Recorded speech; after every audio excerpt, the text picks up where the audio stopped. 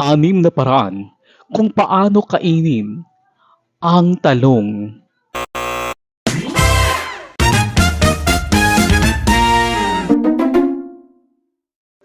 Excited ka na ba? Ito ang anim na paraan kung paano talaga ang tamang pagkain ng talong para mas gaganahan talaga ang iyong partner. Number one, one, one. Dapat labi lang. Huwag mong ipatama sa ngipin. Huwag mong ipatama sa ngipin. Dapat labi lang kung kumakain ka ng kanyang talong o yung talong ng partner mo. Kasi kapag tumama yan sa ngipin mo o kung may marpil ka man, masasaktan. Baka magasgas pa ang talong. 'Di ba? Dapat huwag mong ipatama sa ngipin. Dapat kung pwede, maaari, sa labi lang. Ganon. Number two, kainin mo ng buo. Huwag mong kainin yung ulo lang. Dapat kainin mo din ng buo. Pabuo ang kain ng talong para mas gaganahan talaga yung partner mo. Kainin talaga ng as in buong buo hanggat kaya.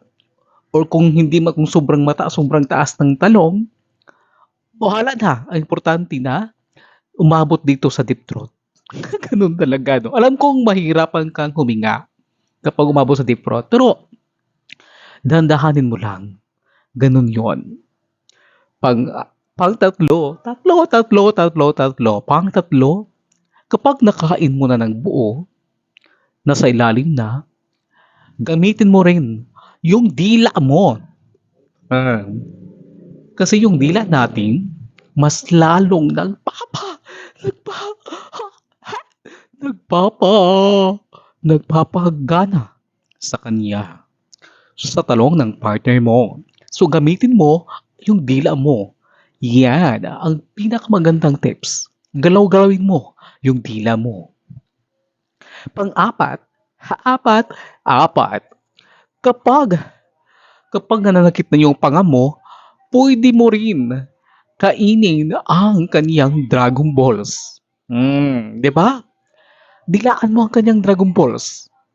Or isubo mo rin ang kanyang Dragon Balls para mas gaganahan siya sa'yo. Or kung pwede nga, isabay mong kainin sila kung kaya pa ang kanyang dalawang Dragon Balls.